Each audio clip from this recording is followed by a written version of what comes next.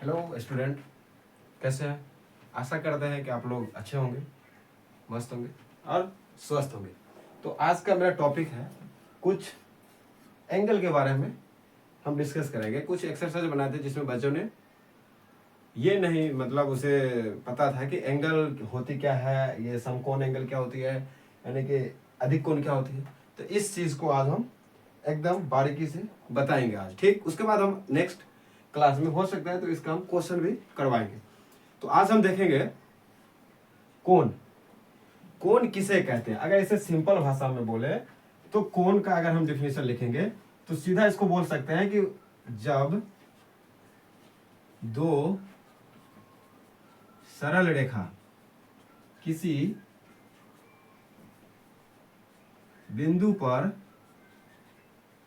काटती है तो उस बिंदु पर घुमाव बनती है, उसे कोण कहते हैं।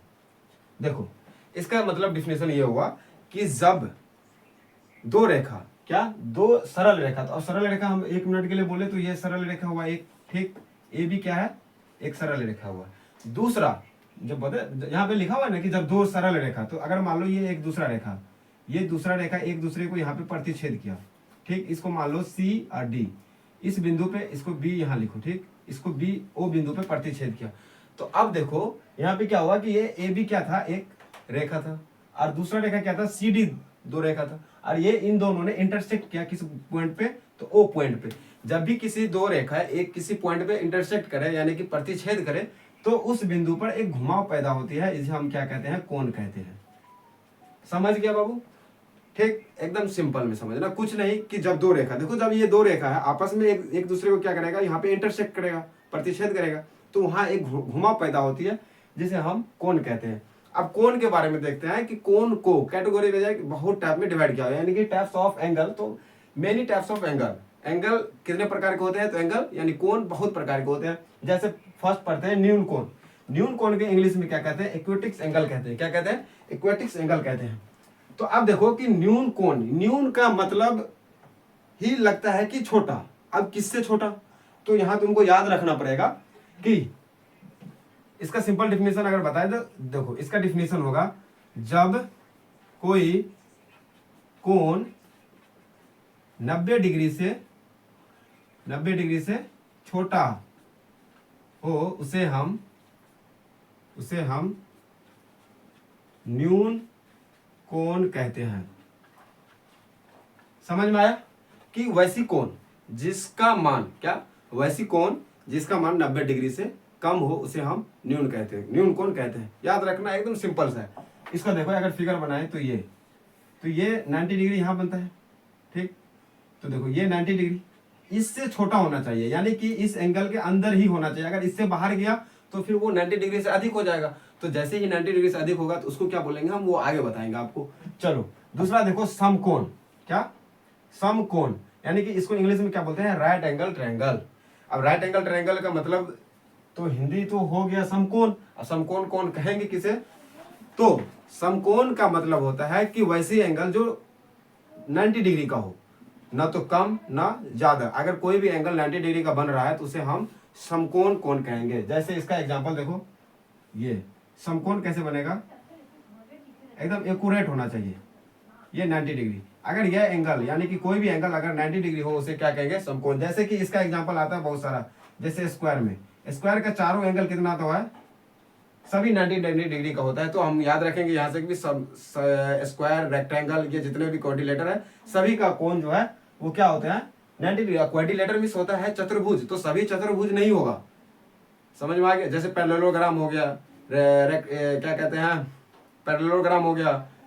तो ऐसे चतुर्भुज नहीं होंगे। चतुर्भुज में भी केसेस हैं कि मतलब रेयर केस आपको चांसेस बनेंगे कि जो राइट एंगल ट्रायंगल को फॉलो करता है। जैसे इसका डिफिनेशन अगर लिखो तो इसका सीधा होगा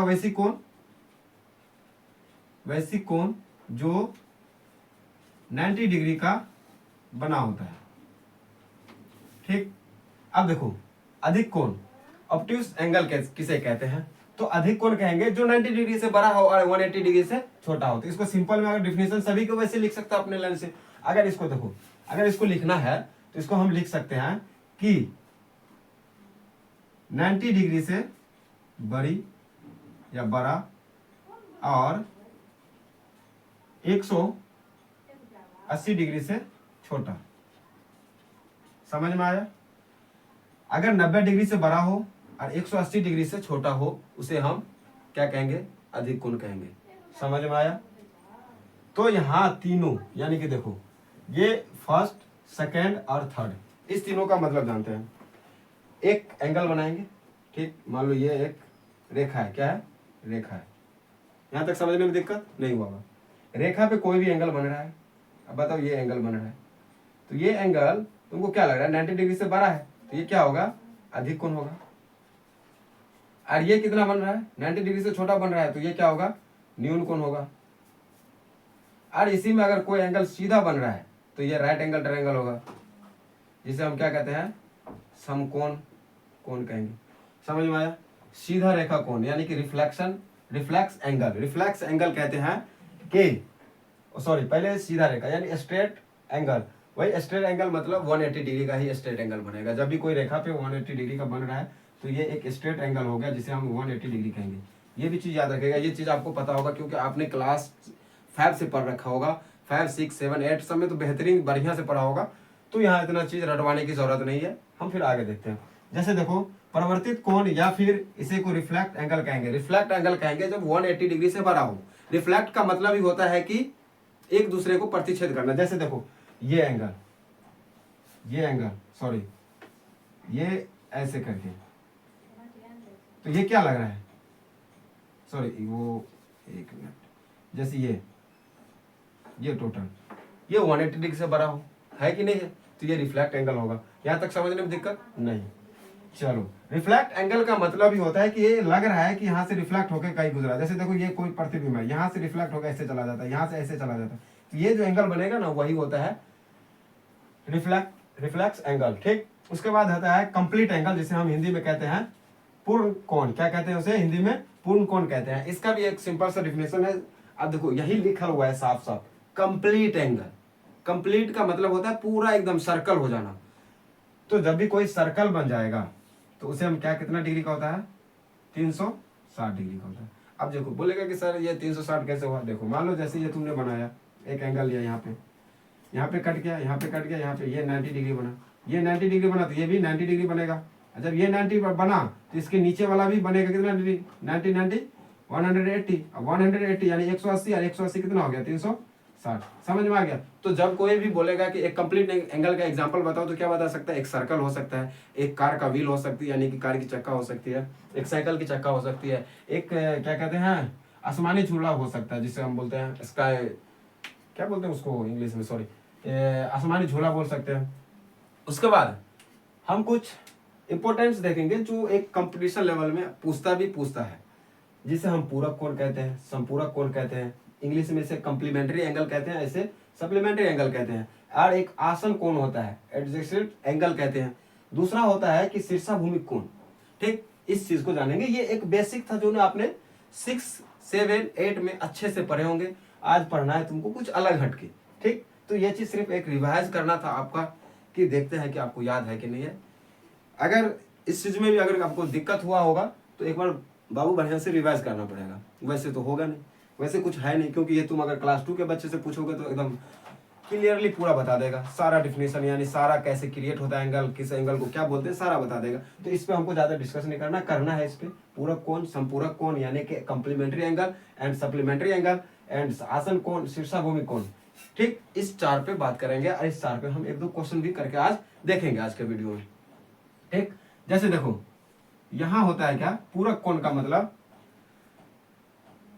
पूरक कोण का मतलब होता है कि दो एंगल का योग, दो कोणों का योग, दो कोणों का योग होना चाहिए 90 डिग्री। कितना? यानी angle A plus angle B बराबर 90 डिग्री। ठीक, समझ में आया? यानी कि angle A plus angle B बराबर 90 डिग्री होनी चाहिए। यहाँ तक समझ में आया? तो अब देखेगा कि इसका फॉर्मूला ये होता है, या फिर कोई बोलेगा कि एक एंगल दिया हुआ है, आपको बोलेगा कि एक एंगल दिया हुआ है तो समपूरा कोण, पूरा कोण क्या होगा, तो इसका एंगल होगा 90 डिग्री माइनस थीटा। ठीक, इस चीज को याद रखेगा। समपूरक में क्या होगा, समपूरक में आपको, समपूरक में हो जाता है angle A plus angle B बराबर 180 डिग्री। ये चीज याद रखें, क्या होगा, angle A plus angle B बराबर 180 डिग्री, यानी कि ये अधिक कोण होना चाहिए और ये एक न्यून कोण तक, समकोण तक होना चाहिए। ठीक, अब इसी को बोल देगा कि अगर एक कोण दिया हुआ तो दूसरा कोण क्या होगा, रेशियो में दिया होगा कि पूरक समपूरक कितना है तो इसका राइट एंगल, सॉरी क्या कहते हैं, समपूरक कोण कितना होगा, तो इसको हम बोलेंगे 180 डिग्री माइनस थीटा बराबर, ये एक समपूरक का फॉर्मूला होता है। आसन कोण किसे कहते हैं? ठीक, ये एक बहुत ही वीवीआई समझो, वीवीआई तो वैसे ये है, ये है, हर एक एग्जाम में इस दो टॉपिक से क्वेश्चन आता ही है। दूसरा जैसे आसन कोण देखेंगे, आसन कोण कहेंगे कि जब दो एंगल की बात हो ना तो एक भुजा उभयनिष्ठ होती है जिस जो दोनों में कॉमन आता है। जैसे इसको एग्जांपल से समझते हैं, जैसे मान लो ये एक कोई कोण है, ठीक, दो एंगल है ए बी सी और ये डी, समझ में आया?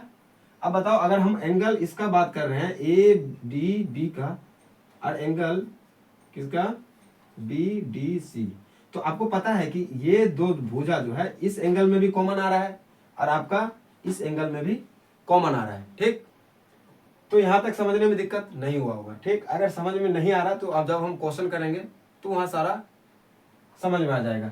शीर्षाभूमि का मतलब होता है अपोजिट टर्म, यार सॉरी अपोजिट लिखा हो ना, अपोजिट एंगल, यानी कि ठीक उसका उल्टा, यानी कि जैसे कि मान लो किसी एंगल अगर मान लो 60 डिग्री बन रहा है तो उसका अपोजिट भी 60 होना चाहिए, 60 होता ही है, उसे हम शीर्षाभूमि कहते हैं। जैसे जब दो रेखा एक दूसरे को इंटरसेक्ट करेगा, क्या कर रहा है, इंटरसेक्ट, यानी कि एक दूसरे को यहाँ प्रतिच्छेद कर रहा है, तो इस एंगल में जितना मान बनेगा उतना ही इसमें बनेगा। और एक चीज यहाँ हम और चीज देखेंगे कि जितना एंगल यहाँ बनेगा, क्या जितना इधर बन रहा है उतना ही उधर बनेगा। जैसे ये x है तो ये भी क्या होगा, x होगा, ये y है तो ये भी y होगा, तो ये शीर्षाभूमि कोण कहलाते हैं। यहाँ तक समझने में दिक्कत, अगर दिक्कत है तो आप जरूर कमेंट में बताएं, हम आपको देखेंगे कहाँ दिक्कत हुआ, फिर से उस चीज को हम बताएंगे। ठीक, तो चलो हम पहले बोर्ड साफ कर लेते हैं।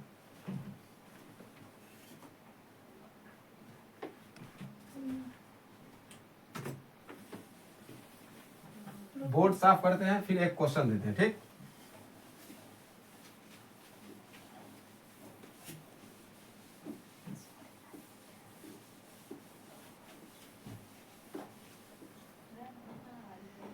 देखो क्वेश्चन ये है,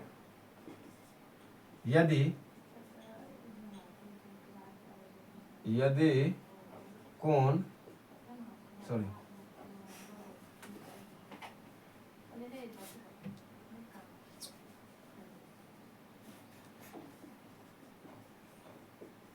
नीचे दिए गए चित्र में x का मान ज्ञात कीजिए।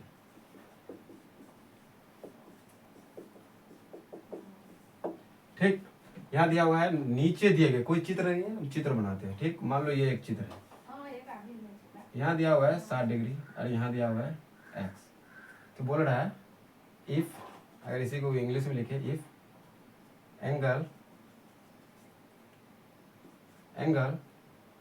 AOCD, यानी एंगल AOD बराबर 60 डिग्री, इफ एंगल AOD बराबर 60 degree, find the value of angle DOB, यानी कि DOB को हम क्या माने हैं, x। तो यहाँ एक दिया हुआ है चित्र और ये बोल रहा है मान निकालने के लिए। बस ये क्वेश्चन आज के क्लास में डिस्कस करेंगे, ज्यादा लंबा खींचेंगे नहीं, फिर उसके बाद नेक्स्ट क्लास में हम जरूर सारा का सारा इस टॉपिक का क्वेश्चन आंसर करके दिखाएंगे और बताएंगे भी। देखो यहाँ पे दिया हुआ है, क्या दिया हुआ है, एंगल AOD, क्या दिया हुआ है, एंगल AOD कितना दिया हुआ है, 60 डिग्री, और हमको क्या बोल रहा है निकालने के लिए, एंगल DOB, यानी कि एंगल DOB, सॉरी यहाँ C नहीं होगा, B होगा, B, तो इसका मान निकालने के लिए हमको बोल रहा है, ये तो अभी दिया होगा x। तो अब हम तुमको इससे पहले बताए थे कि अगर कोई रेखा पे अगर एंगल बन रहा है तो वो टोटल एंगल ऑफ कितना होगा 180 डिग्री। तो 180 डिग्री को हम देखो अगर हम लिखेंगे angle AOD plus angle DOB equal to कितना होना चाहिए, तो बोलोगे 180 डिग्री। Very good.